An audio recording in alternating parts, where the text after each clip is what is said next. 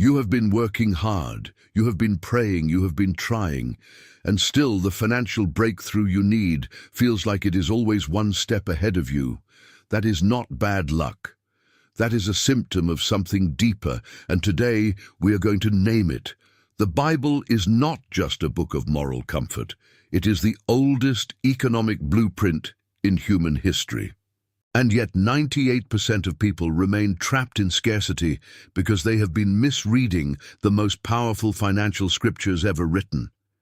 Here is the shift that matters most before we go any further. Your poverty is not holy. Your lack is not virtue. Your struggle is not proof of faith. The ancient wisdom encoded in Scripture points in the exact opposite direction. And if no one has told you that, someone failed you. Napoleon Hill understood this code. The fortunes built by Andrew Carnegie, Henry Ford, and Thomas Edison in the 1920s were not built on luck. They were built on principles so ancient and so consistently proven that they predate every modern financial theory ever written.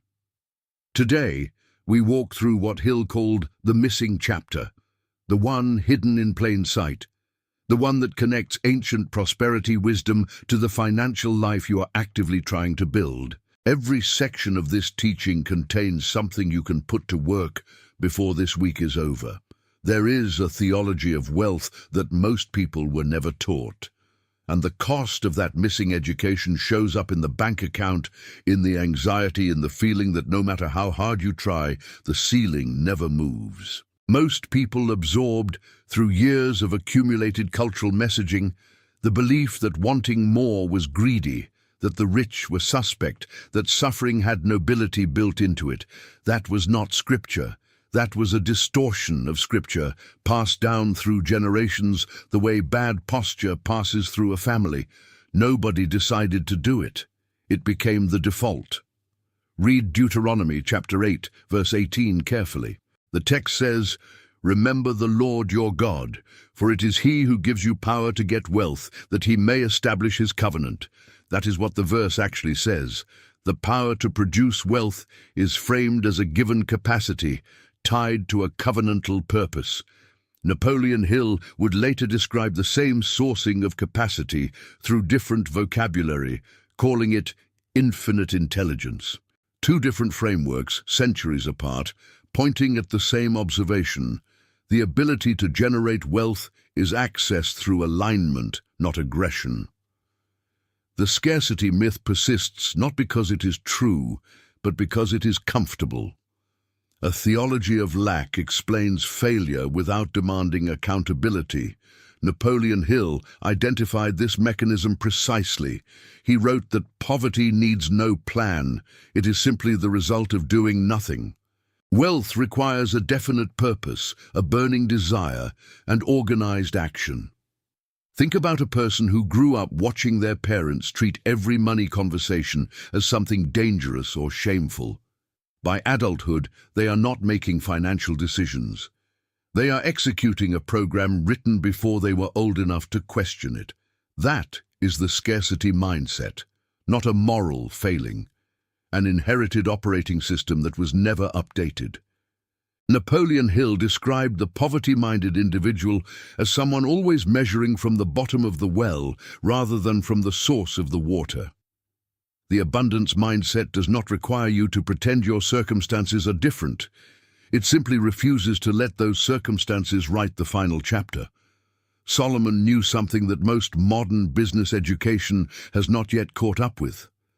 Ancient historians estimate his wealth at figures that defy easy modern equivalents.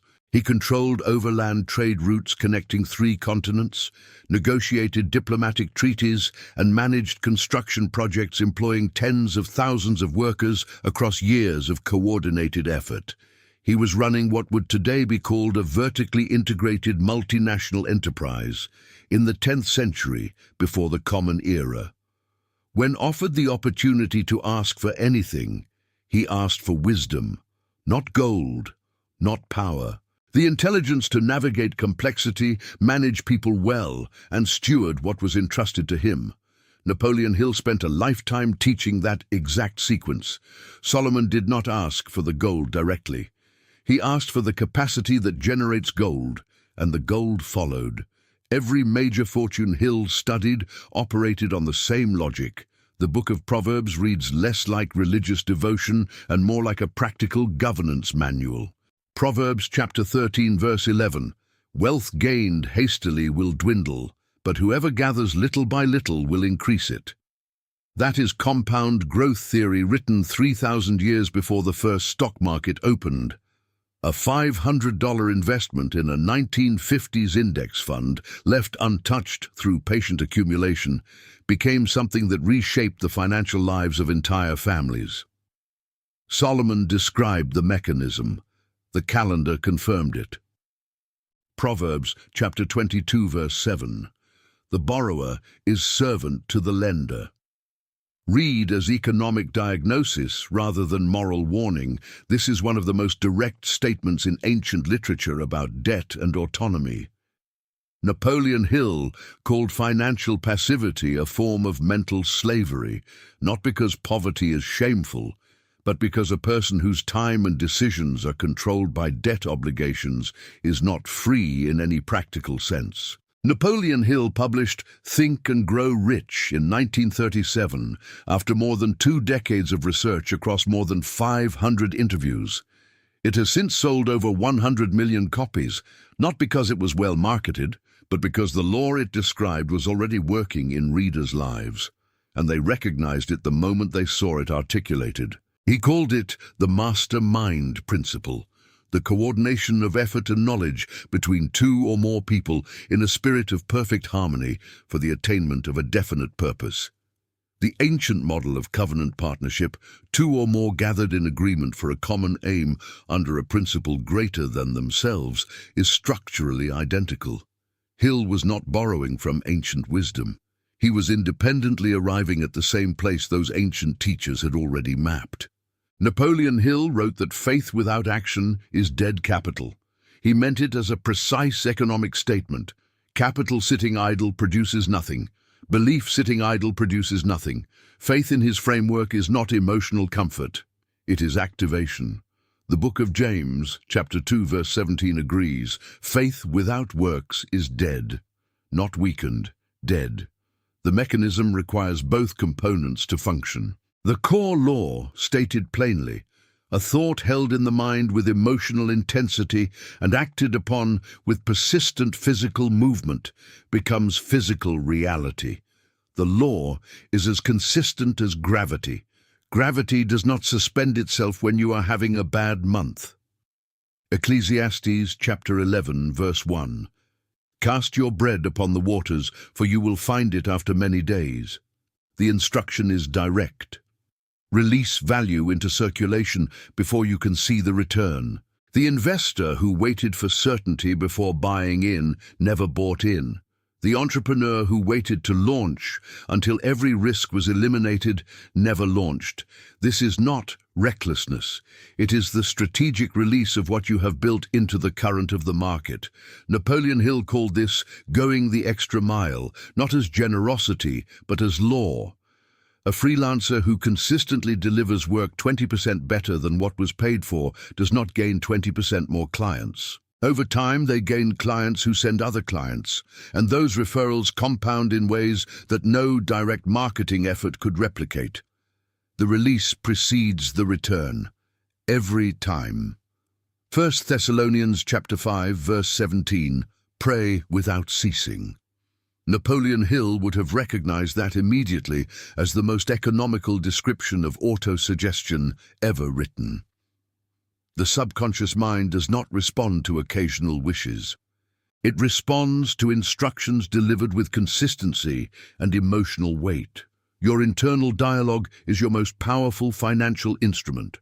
Most people are running a conversation in their own heads they would never speak out loud to someone they respected. That conversation is being executed by the subconscious mind as a direct order. Change the conversation. The external result follows. Carnegie's first lesson to Napoleon Hill was not about money, and that is the part of their story most people miss. When Hill arrived for that first interview, Carnegie was the wealthiest private individual in the world. What he chose to address first, with a young journalist who had nothing, was service, not as a virtue, as a mechanism. Carnegie built 2,500 public libraries, funded universities and endowed scientific institutions. He did not treat this as charity. He designed his financial enterprise around it, treating stewardship of accumulated capital as the logical conclusion of accumulation itself. What he told Hill was this: his fortune was never the product of his individual intelligence. Carnegie was the first to say he was not the smartest man in any room he entered. What he had was the ability to identify people smarter than him in specific domains, align them around a shared objective, and hold them together in productive cooperation. 49 people, each chosen not only for their skills, but for their capacity to remain in mental alignment with the group. When that alignment held, the group operated with intelligence none of them possessed individually. Henry Ford stated it simply: a business that makes nothing but money is a poor kind of business. He built one of the most financially dominant enterprises in American history by pursuing a specific problem: that transportation was a luxury available only to the wealthy, with the intention of solving it completely. The wealth followed the mission the way smoke follows fire. You do not generate smoke by manufacturing smoke. You generate it by starting the fire. Edison's pattern was identical. He did not pursue wealth. He pursued problems that absorbed him completely. His estate was a byproduct of that focus. Hill observed all three men and arrived at one formulation: organized service to a clearly defined human need, delivered with persistent faith, reliably produces wealth as its natural result. Before you redesign your pitch, your pricing, or your brand, answer one question precisely: whose problem am I actually solving, and how completely am I solving it? That answer is the ceiling on your income. Raising it starts there and nowhere else. Hill scholars know that a final chapter existed in early drafts of Think and Grow Rich. It addressed explicitly the mechanism connecting spiritual law to financial result. It was removed from the published manuscript for reasons that remain debated. Its substance surfaces throughout everything Hill ever wrote, distributed across lectures, private correspondence, and the spaces between the chapters that remained. The missing chapter is about transmutation, the conversion of invisible substance, faith, desire, imagination, intention into visible, physical, financial form. Every material thing ever constructed by human hands began as a thought held in someone's mind with consistency and emotional intensity, acted upon with organized persistence. The factory did not precede the vision of the factory. The fortune did not precede the burning desire for it. The physical world is always downstream of the mental world. Hebrews chapter 11 verse 1. Faith is the substance of things hoped for, the evidence of things not seen. Most people read that as encouragement. It is a definition. Faith has the character of substance. It functions as evidence of something real even before that something is visible. Hill described the subconscious mind as the connecting link between the finite human mind and infinite intelligence. When your dominant thought is aligned with your definite chief aim, saturated with genuine desire, and activated by consistent action, you open a channel between what you currently are and what you are designed to become. You are not in financial difficulty because the universe is rationing its supply. What the ancient texts, Hill's research, and the documented lives of Carnegie, Ford, and Edison all confirm is that alignment produces results and misalignment produces struggle. The correction is not willpower in the old direction. It is a fundamental revision of the operating instructions your subconscious mind has been executing without your conscious awareness, probably since childhood. When faith aligns with action, when auto-suggestion aligns with movement, when service aligns with vision, something shifts. Hill called this becoming a person of power. Not because you forced it into existence, but because you stopped resisting a law that was already running. The law does not care about your nationality, your family background, or the mistakes you made in your 20s. It responds to one thing: alignment of purpose with persistent, faith-backed, service-oriented action. If this material is landing somewhere real inside you, that is not an accident. This channel exists for exactly the people who are done treating these principles as historical curiosities and ready to apply them as personal law. Every week, this community goes deeper into the intersection of ancient wisdom, metaphysical law, and practical financial strategy. Subscribe now. The people here are not waiting for conditions to improve. They are becoming the condition that makes improvement inevitable. You found this video for a reason. Trust that signal. Napoleon Hill left us with a sentence that has outlasted every empire built in his lifetime. Whatever the mind of man can conceive and believe, it can achieve. That is not a slogan. That is the oldest documented law in human experience, placed in your hands today as both a promise and a responsibility. Conceive it clearly. Believe it completely. Begin now.